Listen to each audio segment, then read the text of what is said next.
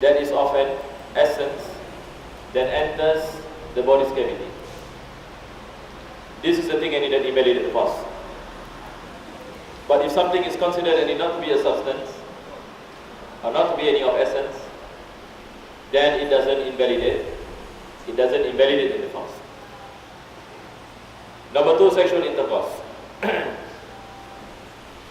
Now, the definition of sexual intercourse here, the author any mentioned here, meaning any inserting the head of the penis into the vagina. This is the minimum. If this happens, then it is considered any and intercourse any has been done.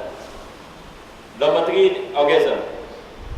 Whether as a result of touching, such as kissing, contact, lying between the other thighs or something else, or because of masturbation. If a person does masturbation while he is fasting and he ejaculates, then the fasting becomes invalid. So there must be ejaculation in order for fasting to be invalid. But of course, in the act of masturbation, it is not permissible. But masturbation itself, and without ejaculation, does not invalidate the fast. What invalidates the fast is ejaculation. So that is why it's mentioned here is by orgasm. Provided that one is aware that these acts are unlawful. If a person is ignorant and he doesn't know, then sexual intercourse is not permissible while fasting. We have to look at the situation of this person. If this person is a person who just entered Islam, it is forgiven. He said, I do not know, because he has just entered into Islam. But if a person has been a Muslim for 30 years, and then he said, I do not know, then it is not permissible to do sexual intercourse while fasting. Can we accept this or not accept? We say it is not acceptable. Even though he say, I do not know. So there are certain people who are forgiven, certain people who are not forgiven. So if a person who just entered into Islam and he said that I do not know, then fasting does not permit eating and drinking. I do not know. Forgiven. If he eats and drinks, then he is forgiven, because he just entered into the fold of Islam. Or if a person lives away from the scholars, a person lives in the jungle and doesn't have the means to seek knowledge, and all the while he has been fasting, he has been eating and drinking, for example. But we say the fasting is still valid because he is excused due to his ignorance that is excusable. Ignorance of excusable. Otherwise, if a person who has been a Muslim and who was converted into Islam for many years, and he has the ability to seek knowledge but failed to seek knowledge, we do not consider any excuse for him if he does any of these acts. Right. If a person does it forgetfully, also he is forgiven. If a person eats and drinks forgetfully, it is forgiven. It is forgiven.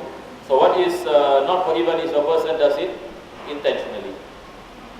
And then we go on to talk about things that does not break the fast.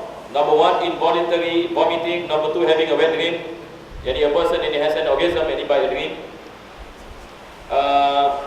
Number 3, some water reaching the body cavity as a result of rinsing out the mouth or nose, provided not much water was used. If a person is taking ablution and he is doing the istinshaq and istinsar, and he is cautious, meaning only a bit of water that enters into the mouth, but it enters into the cavity, forgiven. With the condition that he takes any precaution. But if it's a person who does not take precaution and he uses a lot of water, and the water enters the body's cavity, the fasting becomes invalidated. Number 4, saliva carrying down some food particles from between one's teeth, provided this is after having cleaned between them. After eating by using a toothpick or the like between them, if one is unable to spit them out. Imagine you have just had your dawn meal. You just had your sahur, your dawn meal. And then while you are praying or while you are walking, and then there are some food particles they are left in the mouth. Some food particles they are left in the mouth. If you are able to spit them out, it is compulsory upon you to spit them out. But if the food particles is so tiny that you do not have the ability to differentiate them, and you swallow it, it is forgiven. So pertaining to these food particles, this is the thing. Whether we are able to differentiate, whether we are able to spit them out, or we are not able to do so. If you are not able to do so, then it is forgiven. If you are able to do so and you swallow it, then your fasting becomes invalid. Number 5, gathering saliva in the mouth and swallowing it. It does not any break your fast, even though the saliva is allowed. Swallowing the saliva does not invalidate fasting. Number 6, the arrival of dawn when there is food in one's mouth. Which one spits out? So if this is important, you see there is a misunderstanding at times. When you are eating your sahur and then you hear the adhan, what should you do? When you are eating in your sahur and you hear the adhan,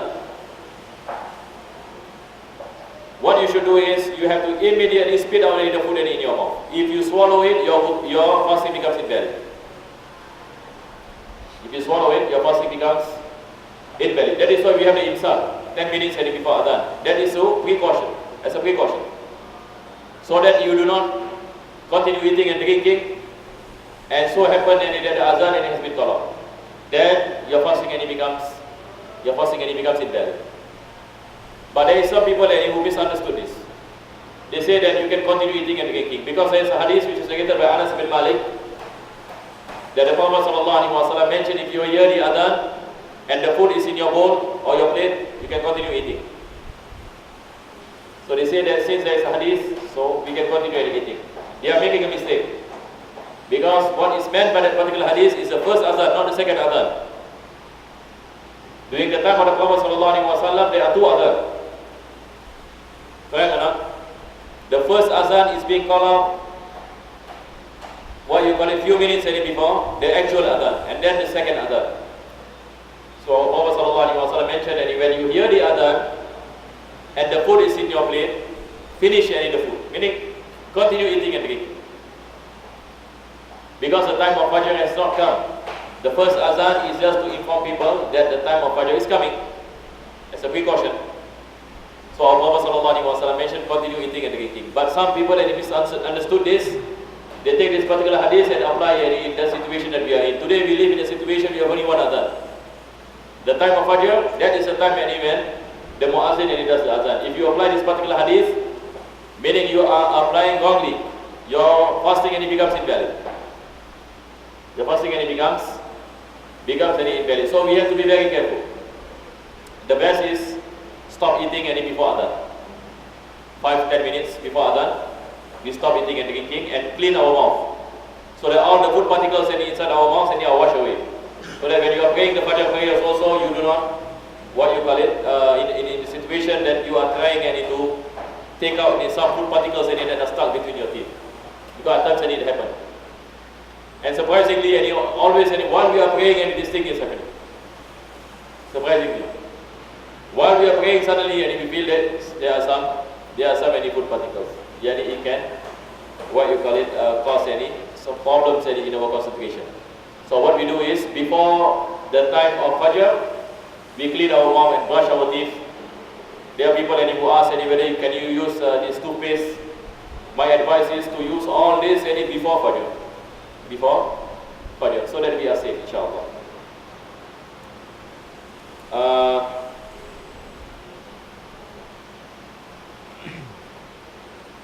The arrival of dawn when one is love making and immediately disengage. If one is love making and disengage, the fasting is invalid. Understood? Or when sleeps all day and has lost consciousness.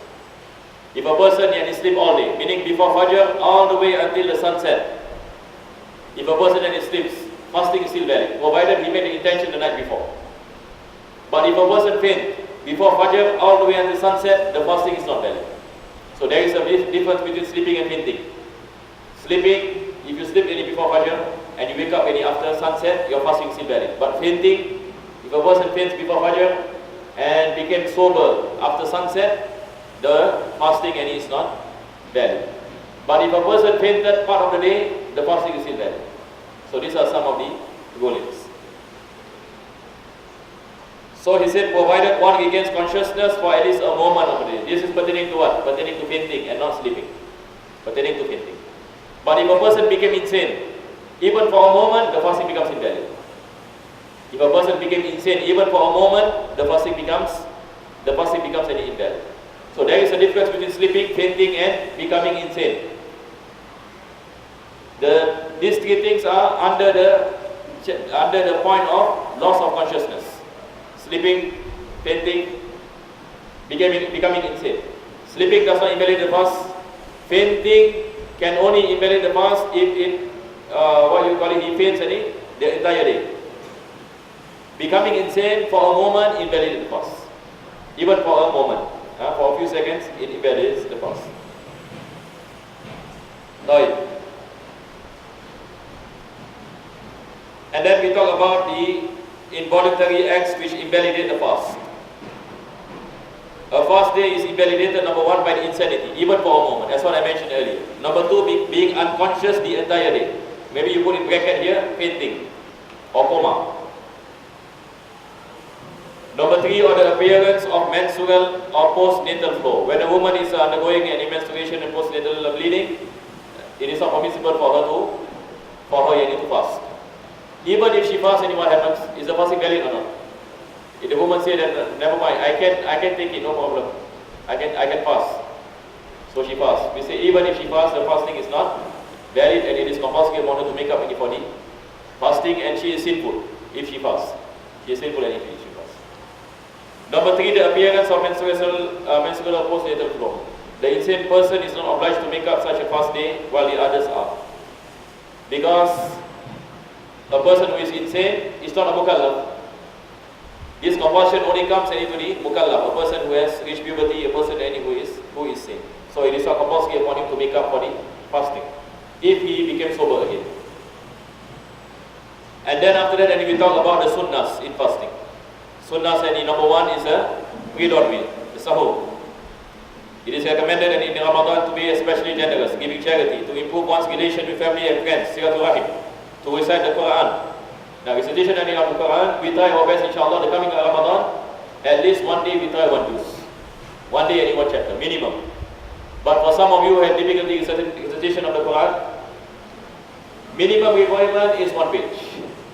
That is the minimum requirement. If those of you who has difficulty in recitation of the Quran itself, meaning doesn't know the Arabic letters and so on, now is the time that you start learning. Now.